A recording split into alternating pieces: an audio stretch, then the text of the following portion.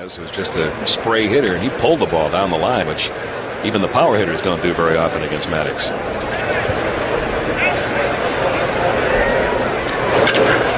Well hit left field. I don't know if the park will hold it. It will not. And it's 4-0. Orlando Cabrera gets his season started nicely. A 2-run jack. And a rough outing for Maddox. He's thrown for the cycle. A single, a double, a triple, and now a homer. A big inning like this, very rare off Greg Maddox at any time during the year. But what a confidence booster this has to be for Montreal, jumping on someone like Maddox with this kind of a first inning. Happy opening day to all those who celebrate. First day of the schedule in Major League Baseball. I play that clip from 2003, 21 years ago.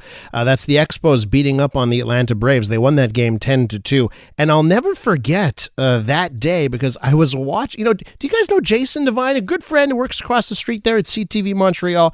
This is a true story. Jason Devine is the guy that's responsible for me getting my job with the Expos. I worked PR for the Expos for 3 seasons. The last 3 seasons they were in existence. And he called me days before the 2002 baseball season. And we'd known each other from, leadership camps in high school and that kind of thing. He gives me a call. He's like, hey, you want to come work for the Expos? I said, what do you mean? He goes, there's a job in media relations. I know you love baseball. So I showed up for an interview the next day, answered 2 questions. Are you available for 6 months? Do you know how to score baseball? And I ended up getting the job and was employed in media relations.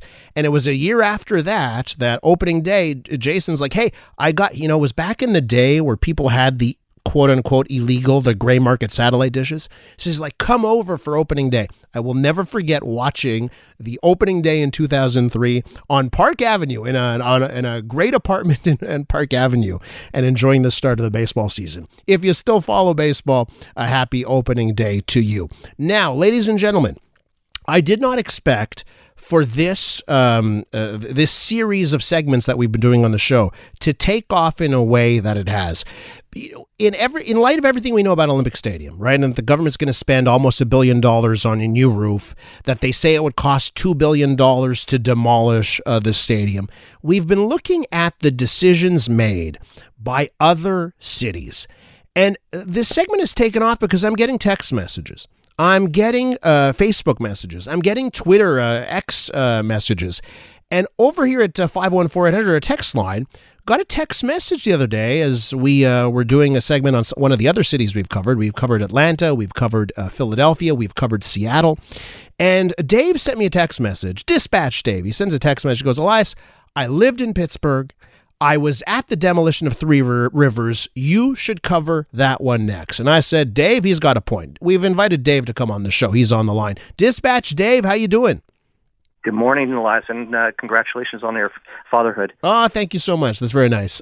So, Dave, why'd you say, hey, I got to reach out to the show here? I want to tell my story about Three Rivers in Pittsburgh. Why'd you reach out to us?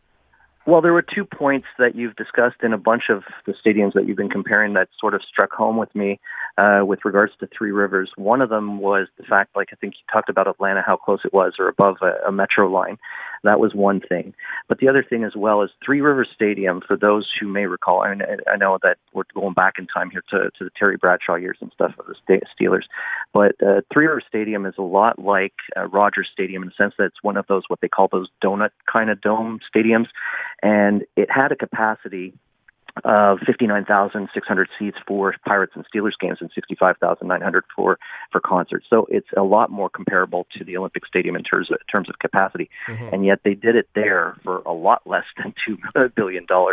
And so I felt that it was important to compare apples to apples, and I figured that would be a good idea. So Dave, here's what we're going to do. I want to play some audio here. I want to play some coverage. This was a look back done by a local Pittsburgh affiliate, WPXI. Let's listen to their coverage. It's about a minute and a half of coverage here. And then I want you to break the news to our listeners on the demolition and that kind of thing. Okay, so have a listen to this. On February 11th, 2001, people crowded the riverbanks and hillsides overlooking Three Rivers Stadium. For 3 decades, the multi-purpose facility had been home to the Pittsburgh Steelers and Pittsburgh Pirates, sending both teams on to claim victories in Super Bowls and World Series. But after the so-called Plan B financing deal was approved in 1998, both teams began construction of a new dedicated facility. Three Rivers Stadium was scheduled for demolition, and auctions were held where fans could buy pieces of the turf, seats, signs, and other memorabilia. Stripped of everything but its history, the home of the Immaculate Reception finally crumbled into dust, dropping in sections during a 19-second controlled implosion.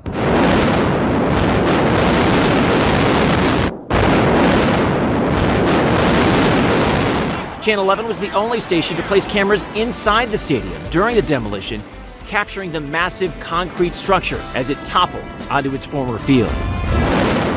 Amazingly, all 5 cameras stashed inside the stadium survived the demolition.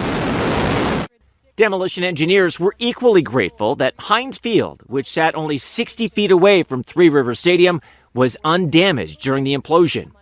With Three Rivers flattened, construction and cleanup dominated the North Shore as crews raced to prepare Heinz Field and PNC Park for the upcoming seasons. PNC Park opened with great fanfare and acclaim a little over a month later, at Heinz Field in August of that year. The only vestige of Three Rivers that remains is a monument in the parking lot where Franco Harris made his famous catch. There you go, the coverage from WPXI in Pittsburgh. Dave, why don't you tell our listeners how much that demolition cost in that city? Well, let's save the punchline for the end. I think the key in that audio clip that was important was the fact that not only did they build 2 stadiums around it at the same time, which, by the way, only took 2 years to build, but Heinz Field, for people who may know what it is, a lot of people have seen Batman: The Dark Knight Rises. That's where Heinz Ward from the Steelers was running down the field, and the field was collapsing behind it. That's Heinz Field, yeah. It's one of those open-air steel beam type stadiums where it's mostly glass on the outside. And so that caused a concern for a lot of people. They're like, okay, well, this thing, and my information showed it was only 80 feet, not 60, but I'll go with 60 since that's better. But the point was that the demolition company that did it discovered afterwards, they were able to confirm that there was no debris that hit Heinz Field within 12 meters of the building. So that's how controlled it was. So 60 minus 12. If they can do that, I'm sure they can do that above the Metro line in Montreal. So, and that's the thing, right? They again, other cities have pulled it off. Dave, let me just ask you this: Montreal boy ends up in Pittsburgh. Now you come back. Tell me a little bit about that in your time in Pittsburgh. Well, prior to 2000, I was in the telecommunications domain. I was working for the predecessor of what became TELUS, a ClearNet company, the one with the walkie-talkie microphone. Yes. And when TELUS bought it out, I lost my job. I had a job opportunity waiting for me at AT&T plus Love. So since all the stars were in alignment, I went down to Pittsburgh. And then after the 9/11 events, I switched over to the public safety domain, becoming a 911 dispatcher, which is what I've been doing since then. Wow. Now I'm currently working for the SQ, keeping an eye over the Jacques-Cartier Bridge. My goodness. Dave, do you miss Pittsburgh? I miss the games. I don't miss the air and I don't miss the water, but I do miss the sights.